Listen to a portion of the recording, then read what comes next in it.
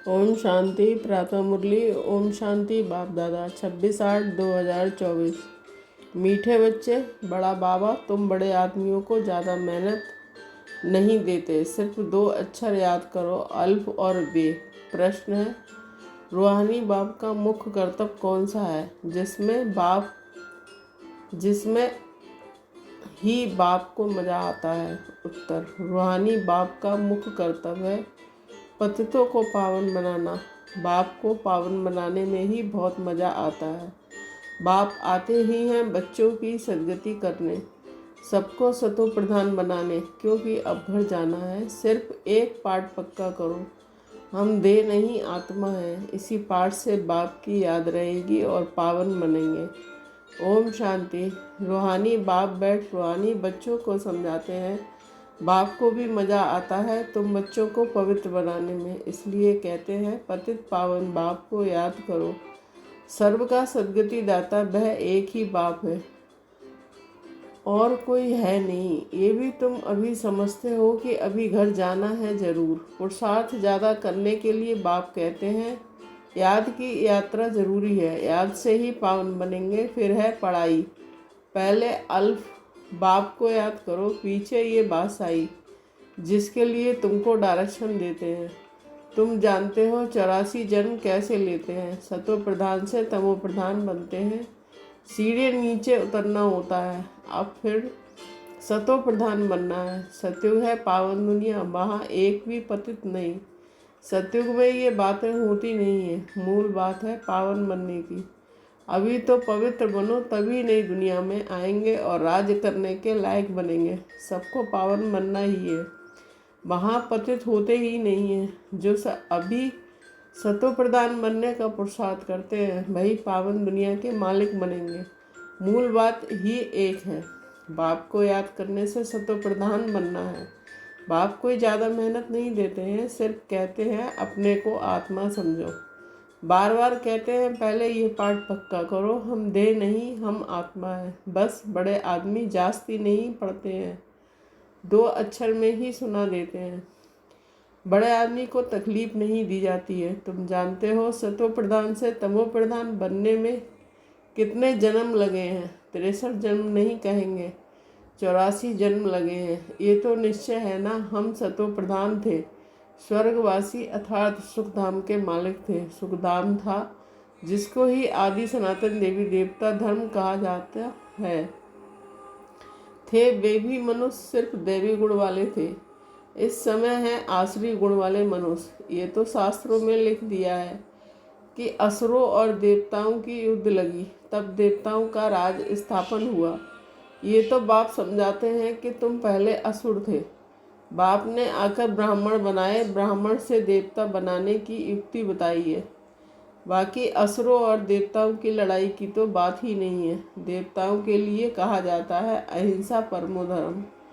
देवता कभी लड़ाई थोड़े ही करते हैं, हिंसा की बात हो न सके।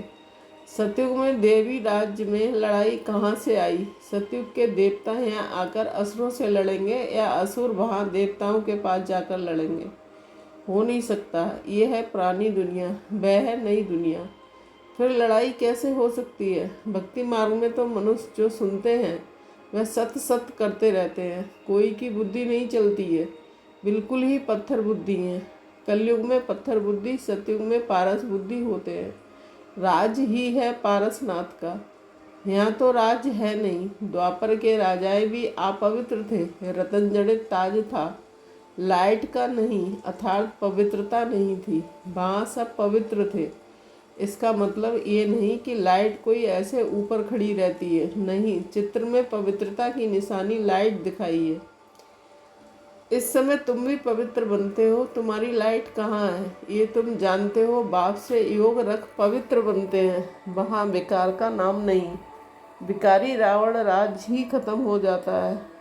यहाँ रावण दिखाते हैं ये सिद्ध करने के लिए कि अभी रावण राज है। रावण को हर वर्ष जलाते हैं परंतु जलता नहीं है।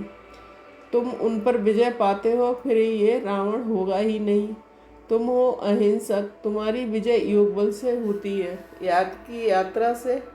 जन्म जन्मांतर के सब विक्रम विनाश होने हैं। जन्म जन्मांतर अर्थात कब से, विक्रम कब शुरू होते हैं? पहले पहले तो तुम आदि सनातन देवी देवता धर्म वाले ही आए हो। सूर्यवंशी फिर चंद्रवंशी में 2 कला कम हो जाती हैं, फिर आहिस्ते आहिस्ते कला कम हो जाती है। अब मूल बात है, बाप को याद कर सतो प्रधान बनना है। जो कल्प पहले सतो प्रधान बने थे वही बनेंगे। आते रहेंगे 90 बार तो होते हैं, फिर ड्रामा अनुसार जब आएंगे तो भी नंबर बार ऐसे ही आएंगे, आकर जन्म लेंगे। ड्रामा कितना विचित्र बना हुआ है, इसको जानने के लिए भी समझ चाहिए। जैसे तुम नीचे उतरे हो, अब फिर चढ़ना है। नंबर बार ही पास होंगे, फिर नंबर बार नीचे आएंगे। तुम्हारी एम ऑब्जेक्ट है सतो प्रधान बनने की। अब तो फुल पास नहीं होते हैं, 100 मार्क्स से फिर कम कम होते जाते हैं, इसलिए बहुत पुरुषार्थ करना है। इस पुरुषार्थ में ही फेल होते हैं। सर्विस करना तो सहज है। म्यूजियम में तुम किस रीति समझाते हो उससे हर एक की पढ़ाई का मालूम पड़ जाता है। हेड टीचर देखेगा कि ये ठीक नहीं समझाते हैं तो खुद जाकर समझाएंगे, आकर मदद करेंगे। 1-2 गार्ड रखे जाते हैं जो देखते हैं कि ये ठीक समझाते हैं। कोई कुछ पूछता है तो मूंझ तो नहीं जाते, ये भी समझते हैं सेंटर की सर्विस से प्रदर्शनी की सर्विस अच्छी होती है, प्रदर्शनी से म्यूजियम में अच्छी होती है। म्यूजियम में शो करते हैं अच्छी तरह से, फिर जो देख कर जाते हैं औरों को सुनाते रहेंगे। ये तो पिछाड़ी तक चलता रहेगा। ये गॉड फादरली वर्ल्ड यूनिवर्सिटी अच्छा है, इसमें मनुष्य का तो नाम ही नहीं है।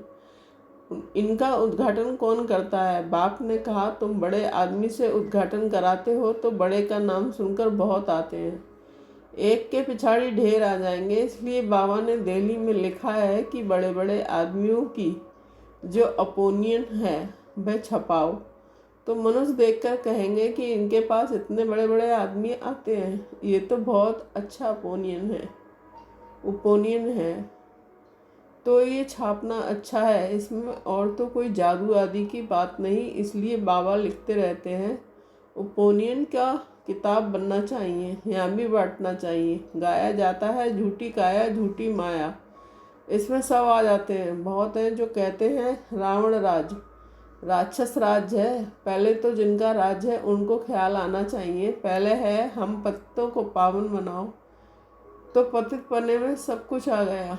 सब कहते हैं हे पतित पावन, तो जरूर पतित ठहरे ना। तुमने ये चित्र भी राइट बनाया है कि पतित पावन परम पिता परमात्मा है या सब नदी नाले।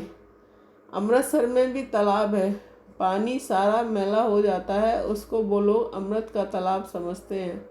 बड़े बड़े राजे लोग अमृत समझ तालाब साफ करते हैं, इसलिए नाम ही रखा है अमृतसर। अब अमृत तो गंगा जी को भी कहते हैं। पानी इतना गंदा हो जाता है बात मत पूछो। बाबा का इन नदियों आदि में स्नान किया हुआ है, बहुत गंदा पानी होता है। फिर मिट्टी उठाकर लगाते हैं। बाबा अनुभवी है ना, शरीर भी पुराना अनुभवी लिया है, इन जैसा अनुभवी कोई होगा नहीं। बड़े बड़े वायसराय किंग्स आदि से भी मुलाकात करने का अनुभव था। ज्वार बाजरी भी बेचते थे, बस 4 से आना कमाया तो खुश हो जाते थे बचपन में। अब तो देखो कहाँ चले गए, गावड़े का छोरा फिर क्या बनते हैं। बाप भी कहते हैं मैं साधारण तन में आता हूँ, ये अपने जन्मों को नहीं जानते हैं, कैसे 84 जन्म ले पिछाड़ी में छोरा बना, ये बाप बैठ समझाते हैं। चरित्र ना श्री कृष्ण के हैं ना कंस के हैं, मटकी फोड़ना आदि ये सब तो श्री कृष्ण के चरित्र को हो नहीं सकते। बाप देखो कितना सिंपल बताते हैं। मीठे मीठे बच्चों, उठते बैठते तुम सिर्फ मामे का याद करो, मैं ऊंचते ऊंच सभी आत्माओं का बाप हूँ। तुम जानते हो हम सब ब्रदर्स हैं, वह बाप है, हम सभी ब्रदर्स एक बाप को याद करते हैं। वह तो है भगवान है, ईश्वर कहते हैं, परंतु जानते कुछ भी नहीं है। बाप ने अभी परिचय दिया है ड्रामा के प्लान के अनुसार। इनको गीता का युग कहा जाता है, क्योंकि बाप आकर ज्ञान सुनाते हैं जिससे ऊंच बनते हो। आत्मा भी शरीर धारण कर फिर वाच करती है। बाप को भी दिव्य अलौकिक कर्तव्य करना है तो शरीर का आधार लेते हैं। आधा कल्प मनुष्य दुखी होते हैं तो फिर बुलाते हैं बाप कल्प में एक ही बार आते हैं। तुम तो बार बार पार्ट बजाते हो। आदि सनातन है देवी देवता धर्म, वह फाउंडेशन है नहीं। उनके बाकी सिर्फ चित्र रह गए। तो बाप भी कहते हैं कि तुमको ये लक्ष्मी नारायण बनना है। एम ऑब्जेक्ट तो सामने खड़ा है। यह है आदि सनातन देवी देवता धर्म। बाकी हिंदू धर्म तो कोई धर्म है नहीं। हिंदू तो हिंदुस्तान का नाम है। जैसे सन्यासी ब्रह्मा अर्थात रहने के स्थान को भगवान कह देते हैं, वैसे ही फिर रहने के स्थान को अपना धर्म कह देते हैं। आदि सनातन कोई हिंदू धर्म थोड़ा ही था। हिंदू तो देवताओं के आगे जाकर उनको नमन करते हैं, महिमा गाते हैं। जो देवता थे वही हिंदू बन गए। धर्म भ्रष्ट कर्म भ्रष्ट हो गए हैं और सभी धर्म कायम है। ये देवता धर्म ही पराया लोप है। आप ही पूजित है, फिर आप ही पुजारी बन देवताओं की पूजा करते हैं। कितना समझाना पड़ता है। श्री कृष्ण के लिए भी कितना समझाते हैं। वह स्वर्ग का पहला प्रिंस है तो 84 जन्म भी उनसे ही शुरू होंगे। बाप कहते हैं बहुत जन्मों के अंत के भी अंत में मैं प्रवेश करता हूँ, तो उसका जरूर हिसाब तो बताएंगे ना। ये लक्ष्मी नारायण ही नम्बे और मन में आए थे, तो जो पहले है वही फिर लास्ट में जाएंगे। सिर्फ एक श्री कृष्ण तो नहीं था और ना भी तो विष्णु वंशावली थे। इन बातों को तुम अच्छी रीति जानते हो, ये फिर भूल नहीं जाना है। अभी म्यूजियम तो खुलते रहते हैं, बहुत खुल जाएंगे, बहुत लोग आएंगे। जैसे मंदिर में जाकर माथा टेकते थे, तुम्हारे पास भी देखते हैं कि लक्ष्मी नारायण के चित्र हैं, तो भक्त लोग उनके आगे कैसे पैसे रख देते हैं। तुम कहते हो यहाँ तो समझने की बात है, पैसे रखने की बात ही नहीं है। अभी तुम शिव के मंदिर में आए तो पैसा रखेंगे क्या? तुम जाएंगे समझाने की एम से, क्योंकि तुम इन सब की बायोग्राफी को जानते हो। मंदिर तो बहुत है, मुख्य है शिव का मंदिर। वहाँ औरों की मूर्तियाँ क्यों रखते हैं? सबके आगे पैसे रखते जाएंगे तो आमदनी होगी, तो वह शिव का मंदिर कहेंगे, वह शिव परिवार का मंदिर कहेंगे। शिव बाबा ने ये परिवार स्थापन किया। सच्चा परिवार तो तुम ब्राह्मणों का है। शिव बाबा का परिवार तो शालिग्राम है। फिर हम भाई बहन का परिवार बन जाते हैं। पहले भाई भाई थे, फिर बाप आते हैं तो फिर भाई बहन बनते हैं। फिर तुम सतयुग में आते हो तो वहाँ परिवार और बड़ा होता है। वहाँ भी शादी होती है तो परिवार और वृद्धि को पाता है। घर अर्थात शांति धाम में रहते हैं तो हम भाई हैं, एक बाप है। फिर है प्रजापिता ब्रह्मा की संतान, भाई बहन है और कोई नाता नहीं है। फिर रावण राज में बहुत वृद्धि होती जाती है। बाप सब राज समझाते हैं, कहते हैं, फिर भी कहते हैं कि मीठे मीठे बच्चों बाप को याद करो तो जन्म जन्मांतर के पापों का बोझा उतर जाएगा।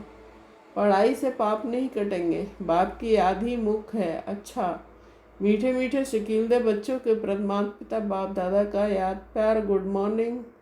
रूहानी बाप की रूहानी बच्चों को नमस्ते। हम रूहानी बच्चों की रूहानी माता पिता बाप दादा को याद प्यार गुड मॉर्निंग, नमस्ते नमस्ते। शुक्रिया बाबा, शुक्रिया। धारणा के लिए मुख्य सार 1 पॉइंट। फुल मार्क्स से पास होने के लिए अपनी बुद्धि को सतोप्रधान पारस बनाना है। मोटी बुद्धि से महीन बुद्धि बन ड्रामा के विचित्रार्थ को समझाना है। 2 पॉइंट, अभी बाप समान दिव्य और अलौकिक धर्म कर्म करने हैं। डबल अहिंसक बन योग बल से अपने विक्रम विनाश करने हैं। वरदान, कर्म और योग के बैलेंस द्वारा ब्लेसिंग का अनुभव करने वाले कर्मयोगी भव। स्पष्टीकरण, कर्मयोगी अर्थात हर कर्म योग युक्त हो। कर्मयोगी आत्मा सदा ही कर्म और योग का साथ अर्थात बैलेंस रखने वाली होगी। कर्म और योग का बैलेंस होने से हर कर्म में बाप द्वारा तो ब्लेसिंग मिलती ही है, लेकिन उस जिसके भी संबंध संपर्क में आते हैं उनसे भी दुआएं मिलती हैं। कोई अच्छा काम करता है तो दिल से उसके लिए दुआएं निकलती हैं कि बहुत अच्छा है, बहुत अच्छा मानना ही दुआएं हैं। स्लोगन, सेकंड में संकल्पों को स्टॉप करने का अभ्यास ही कर्मातीत अवस्था के समीप लाएगा। ओम शांति। Thank you.